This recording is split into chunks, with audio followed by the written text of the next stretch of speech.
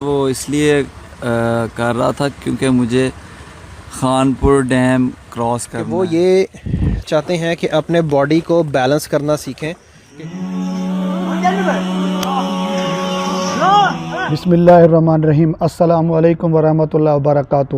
آپ دیکھ رہے ہو میرا یوٹیوب چینل شاہد ولیج لائف اور میں ہوں آپ کا بھائی شاہد.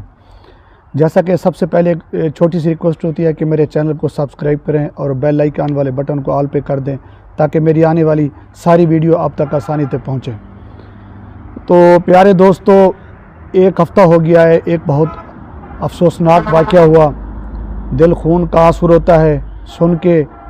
اتنا بہت بڑا وقوعہ میرے خیال میں نے نہیں دیکھا، اور اتنا بڑا یعنی کہ جو نماز جنازہ تھا دیکھ کے اتنا جمع غفیر. تو میری مراد ہیں جو مولانا طارق جمیل صاحب کے بیٹے عاصم جمیل صاحب مرحوم رحمۃ اللہ علیہ. اللہ پاک ان کو غریق رحمت کرے اور ان کے تمام منازل آسان فرمائے.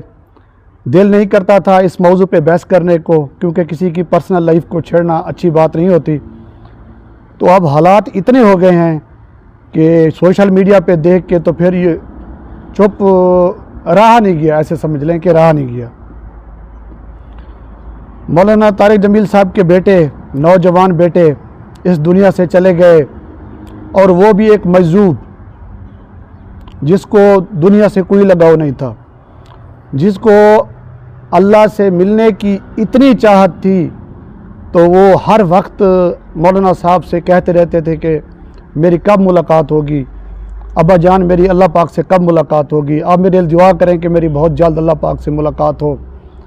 تو ایسے مجذوب کی وفات پہ جو لوگ سوشل میڈیا پہ اس کو تنقید کر رہے ہیں، اس کو اس وقوعے کو متنازع بنا رہے ہیں، تو سب سے پہلے میری ان تمام دوستوں سے درخواست ہے کہ خدا را ایسا نہ کیا کریں.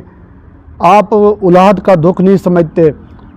جنازے والے دن مولانا طارق جمیل صاحب کا بیان میں نے سنا. حقیقت اس نے کتنا دکھ سے کہا کہ میں اللہ پاک سے ہر وقت دعا کرتا تھا کہ اللہ پاک مجھے اولاد کا دکھ نہ دینا.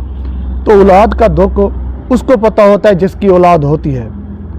تو لوگ اس طرح تنقید کر رہے ہیں، کوئی اس سے مسلکی لحاظ سے اختلاف کی وجہ سے تو وہ تنقید کا اشارہ کر رہے ہیں، اور کوئی جو ہے نا اس کی سیاست کے حوالے سے کر رہے ہیں، کیونکہ وہ سیاسی پولیٹیکل طور پہ وہ جس کو بھی سپورٹ کرتے تھے، ہر بندے کو پتہ ہے وہ کس کو سپورٹ کرتے تھے، مجھے کہنے یا بتانے کی کوئی ضرورت نہیں ہے.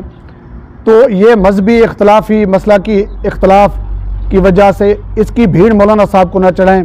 ہمارے مولانا صاحب جو ہمارے اکابرین ہیں، تو وہ کبھی آپ نے پازیٹیو ہو کے سوچا ہے، کبھی آپ نے پازیٹیو ہو کے سوچیں تو وہ کتنے ایک لوگوں کی، کتنے ایک مسلمانوں کی، کتنے ایک بگڑے ہوئے لوگوں کی ہدایت کا ذریعہ بنے ہیں. پوری دنیا میں یعنی پاکستان میں، پوری دنیا میں کتنے لوگوں کی وہ ہدایت کا ذریعہ بنے ہیں.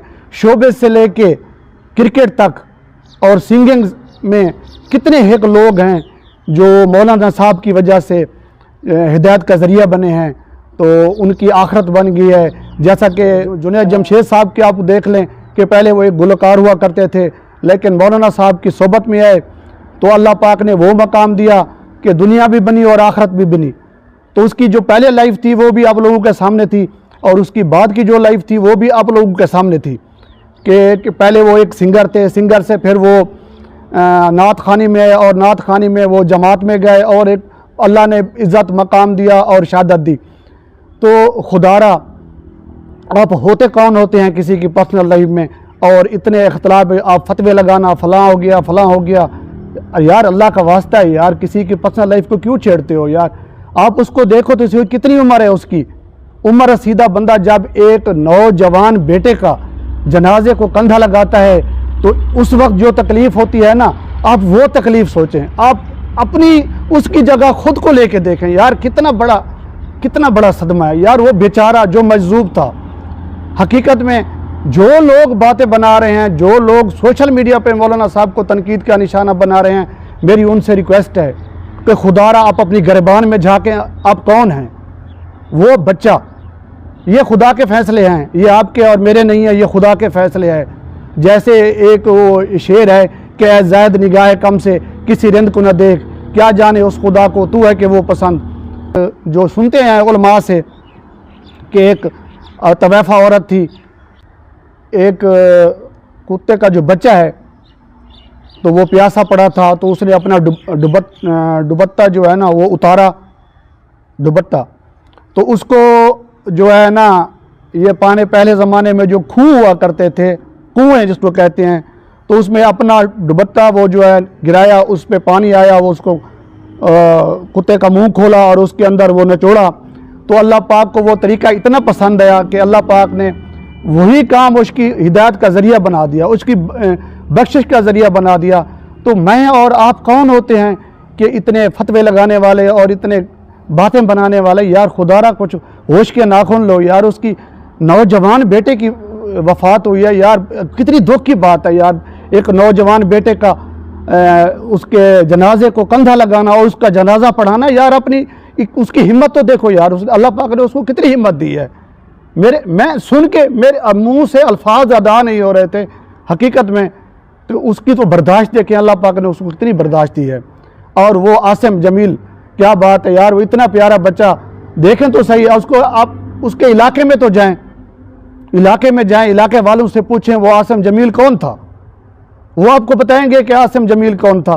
میں ایک ویڈیو دیکھ رہا تھا، تو ایک مجذوب ہے پاگل سا، تو گلوار فیملی سے ہے، تو وہ اپنا عاصم جمیل صاحب اس سے بڑی محبت پیار کیا کرتے تھے۔ ایسا مجذوب بندہ ہے، وہ پاگل سا ہے، اس کو اپنے پاکی ناپاکی کا پتہ نہیں ہے، اس کو اپنے کپڑے کا پتہ نہیں ہے، ہوش نہیں ہوتا۔ اللہ طارق جمیل صاحب کے بیٹے عاصم جمیل صاحب، تو وہ اس کو اپنے ساتھ گاڑی میں بٹھا دیتا تھا، لگژری گاڑی، فارچونر گاڑی میں اس کو بٹھا کے لے جاتا، کہیں کھلاتا، کچھ پلاتا، اس کو کپڑے پہناتا، اس سے محبت کرتا۔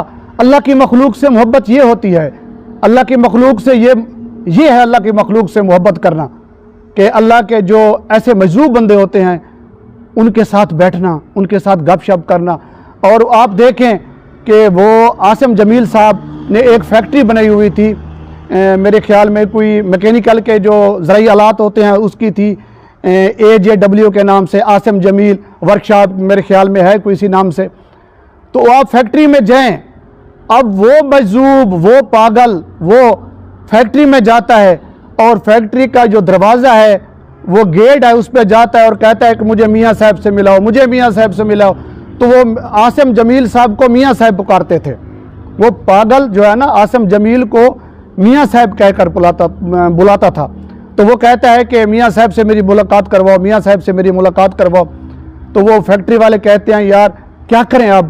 تو فیکٹری کو دیکھیں، یقین کریں آپ، فیکٹری والے اس کے جو ملازمین ہیں آپ ان سے جا کے پوچھیں، فیکٹری کا ماحول دیکھیں، آلات کی، زرعی آلات کی فیکٹری ہے، تو آپ فیکٹری میں دیکھیں، حقیقت آپ کو نظر آئے گا کہ عاصم جمیل صاحب تو وہ اپنے ملازمین سے، آپ سے چھوٹے لوگوں سے کتنی محبت کرتے تھے کہ آپ اس کے گیٹ پہ دیکھیں، جو چوکیدار ہے، چوکیدار ہمیشہ گیٹ پہ باہر ایسے بیٹھتے ہیں، یا کہیں پہ ایسا ہوگا کوئی چیئر مل جاتی ہے، چیئر پہ بیٹھ جاتے ہیں، تو اس کا جو کمرہ ہے نا چوکیدار کا، اس میں بھی AC لگا ہوا ہے۔ تو ایک وہ بتا رہا تھا چوکیدار کہ ایک دن وہ جمیل صاحب جو ہے نا گاڑی پہ آئے اور گیٹ پہ رکے، تو میں واش روم گیا ہوا تھا، میں واش روم سے جیسے باہر نکلا تو باہر دوست کھڑے تھے، میں ان کے ساتھ گپ شپ کرنے لگا۔ تو جب میں گپ شپ کر رہا تھا دوستوں سے، تو ایک دوسرا جو ہے نا ملازم وہ ہے، تو وہ مجھے کہنے لگا آپ کو پتہ نہیں ہے 15 منٹ سے باہر آپ کے مالک جو ہیں عاصم جمیل صاحب وہ گیٹ پہ کھڑے ہیں۔ تو میں دوڑتا ہوا گیا، جیسے میں دوڑتا ہوا گیا تو عاصم جمیل صاحب کو میں نے دیکھا وہ گیٹ پہ کھڑے تھے، تو وہ اس نے باہر نکلا وہ گاڑی سے، اور اس نے کہا آرام سے ٹھہر کے آؤ، ایسا کہیں گر نہ جاؤ تو آپ کو کوئی چوٹ نہ لگ جائے۔ یہ ہوتی ہے محبت، بجائے اس کے وہ ڈانٹتے کہ آپ کہاں بر گئے تھے، آپ نے گیٹ کیوں نہیں کھولا، 15 منٹ ہو گیا مجھے گیٹ پہ کھڑے، آپ نے میرا ویٹ کیوں نہیں کیا۔ لیکن وہ گاڑی سے نکل کے اس کو بھاگتا دیکھ کے گاڑی کا گیٹ کھولا، باہر سے نکلے اور اس کو اشارہ کیا کہ آرام سے ایسا ہو تاکہ گر نہ جاؤ، آپ کو کوئی چوٹ نہ لگ جائے۔ یار یہ ہوتی ہے محبت، یہ آپ اور میرے میں ایسا ہے؟ آپ مجھے بتائیں کوئی ایسا آپ نے دیکھا ہو؟ میں نے تو کبھی ایسا نہیں دیکھا بندہ۔ تو اس مجذوب کی باتیں کرتے ہو یار، آپ کو شرم بھی نہیں آتی؟ مولانا صاحب मौलाना साहब हकीकत में मौलाना साहब मेरे नज़र में तो मौलाना साहब से ज़्यादा मैंने कोई नहीं मुत्तकी और परहेजगार देखा। हकीकत में आप उसके पूरी जितनी एज है उसके बयान, मैं आपको चैलेंज से कह रहा हूँ, एक बयान में उसकी इख्तलाफी तकरीर मुझे सुनाओ, इख्तलाफी बात सुनाओ जिसमें वो किसी दूसरे मसलब को टारगेट बना रहा हो, जैसे वो दूसरे मजहब को टारगेट बना रहा हो। यार खुदारा कुछ होश के नाखून लो यार, मेहरबानी करो यार, क्यों किसी के पर्सनल लाइफ के पीछे पड़े हो? अपनी गिरबान में झांको, आप कौन हो यार? खुदा का कुछ खौफ करो। वो हमारे अकाबरीन में शुमार होते हैं। देखें तो सही आप कितने लोगों की वो हिदायत का ज़रिया बने हैं। सारी ज़िंदगी उसकी रोते रोते गुजरी है, सारी ज़िंदगी उसकी क्या चीज़ की कमी थी उसको? मौलाना साहब ज़िम्मेदार बंदे हैं। कुछ दिन पहले भी एक मौलाना साहब को स्कैंडलाइज करने की कोशिश की गई, तो किसी बाहर मुल्क में गए तो वो गाड़ी में निकल रहे थे कि देखें जी कितनी बड़ी गाड़ी है ऐसी फलां बाहर मुल्क। जब आप लोग जाते हैं तो आपके रिश्तेदार जो आपके दोस्त होते हैं वो बाहर, तो वो कोशिश ऐसे करेंगे कि आपको किसी प्रोटोकॉल में लेके जाएं। तो क्या जो एक ज़िम्मेदार है, जो बेसिकली एक ज़िम्मेदार घराने से ताल्लुक़ रखता है और उसका हल्का अहबाब है, उसके चाहने वाले हैं, उसकी फ़ैन फॉलोइंग तो देखें कितनी है, तो वो क्या अगर उसको प्रोटोकॉल थोड़ा मिल गया है तो आप लोगों को क्या तकलीफ़ हो रही है? हकीकत में कुछ सोचना चाहिए यार, अपनी गिरबान में झांकना चाहिए। हम क्या हैं यार? खुदारा को सोच के नाखून लें। तो आते हैं मौलाना तारिक जमील साहब के बेटे आसिम जमील साहब की जो वफ़ात है ना, तो मुझे तो हकीकत में दिली दुख हुआ है। और ये मुझे नहीं, जहाँ भी मुसलमान रहते हैं और जो भी मौलाना साहब से मोहब्बत करते हैं तो वो उसको बहुत तकलीफ़ हुई है। तो कुछ परसों वाले दिन में, मेरे ख्याल में कुछ दिन पहले, तो मौलाना साहब के बेटे आसिम जमील की जो कुरान खानी हुई, तो कुरान खानी पे मौलाना साहब ने 2 ख्वाब सुनाए। तो आजकल वो उसको जो है ना सोशल मीडिया पे बड़ी तनकीद का जो है ना निशाना बनाया जा रहा है।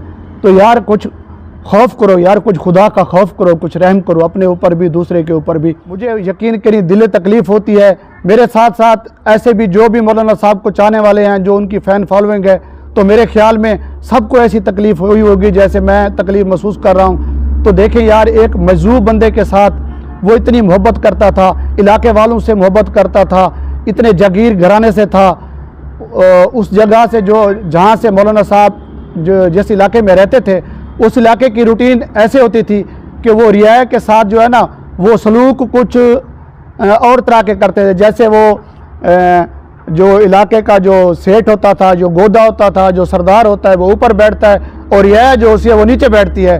तो आसिम जमील साहब की जो आदत थी वो गरीबों लोगों के साथ नीचे बैठ जाते, उनके साथ खाना खाते, उनके साथ बैठते। तो मौलाना साहब के बेटे जो है आसिम जमील साहब के हल्का अहबाब में जितने भी हैं तो वो गरीब लोग ज़्यादा हैं।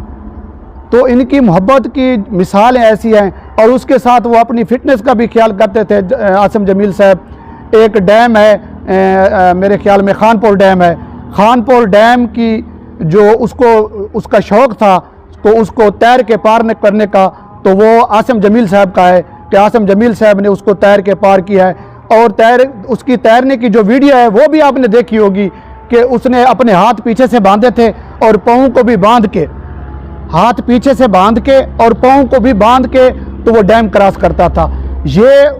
वो इतना अपने आप को उसने फिट किया था कि वो इसकी प्रैक्टिस कर चुका था कि वो उसको जो है ना पार कर लेता था। तो आप लोगों से गुजारिश है कि आप ऐसा मत करने की कोशिश करना, क्योंकि उसकी प्रैक्टिस थी तो वो करता था, आपने ऐसा नहीं करना। तो इस हवाले से मौलाना साहब के ऊपर जो सोशल मीडिया पे तनकीद हो रही है, जो सोशल मीडिया पे कोई कुछ कह रहा है, सिर्फ अपने व्यूज़ और अपनी रेटिंग के चक्कर में, अपने डॉलर के चक्कर में आप किसी की किरदार कुशी करके आपको क्या मिलता है, और वो भी ऐसे जिनमें हकीकत रब दिखता है। तो खुदारा अपने ऊपर रहम करें, अपने ऊपर एहसान करें। तो आप दूसरों पे कोसने के बजाय अपने ऊपर, अपने गरबान में देखें, अपने गरबान में देखें आप हैं क्या। तो खुदारा मेहरबानी करें यार, वो मजजूब किस्म का था नौजवान, तो उसको आप टारगेट और उसके साथ मौलाना साहब को जोड़ के और मौलाना साहब के ऊपर किरदार कुशी करना, मौलाना साहब के ऊपर उनको तनकीद का निशाना बनाना। मौलाना साहब ने क्या बिगाड़ा है किसी का? अगर वो सियासी किसी से इख्तलाफ रखता है तो वो अपना उसका हक है, शरन भी उसका हक है कि वो وہ اپنی جس کو چاہے جس سے محبت کرے، سیاسی حوالے سے جس کو سپورٹ کرے، تو آپ اپنے چند ویوز اور چند ایسے جو ہے نا ریٹنگ کی خاطر تو خدا را کسی کی ذات کے اوپر تنقید نہ کریں. آپ نے بھی مرنا ہے، آپ نے بھی خدا کو جواب دینا ہے. تو مہربانی کریں، اپنی گربان میں جھانکیں، دوسروں پہ باتیں کرنے کے بجائے تو خدا را کچھ ہوش کے ناخن لیں. تو میں آخر میں آپ سے ہاتھ جوڑ کے کہتا ہوں کہ خدا را رحم کریں مولانا صاحب کے اوپر. اب اس کو مزید جو ہے نا تنقید کا نشانہ نہ بنائیں. یار ایک جوان بیٹے کی وفات کا جو دکھ اور جو درد جو تکلیف ہوتی ہے نا، وہ کوئی سمجھتا ہے، ہر بندے کو سمجھ لگتی. یار اس بڑھاپے کی عمر میں تو اس نے اپنے جوان بیٹے کی جو ہے نا اس کو جنازے کو کندھا لگایا اور جنازے کو خود پڑھایا ہے. تو خدا را آپ مہربانی کریں یار. میں پھر بھی کہتا ہوں کہ کیا جانے اس خدا کو تو ہے کہ وہ پسند. مہربانی کرو، یہ تنقید کرنا چھوڑ دو. آپ لوگوں نے بھی مرنا ہے، اور آپ لوگوں کے رشتہ دار اور احباب اور دوست بچے ان نے بھی مرنا ہے.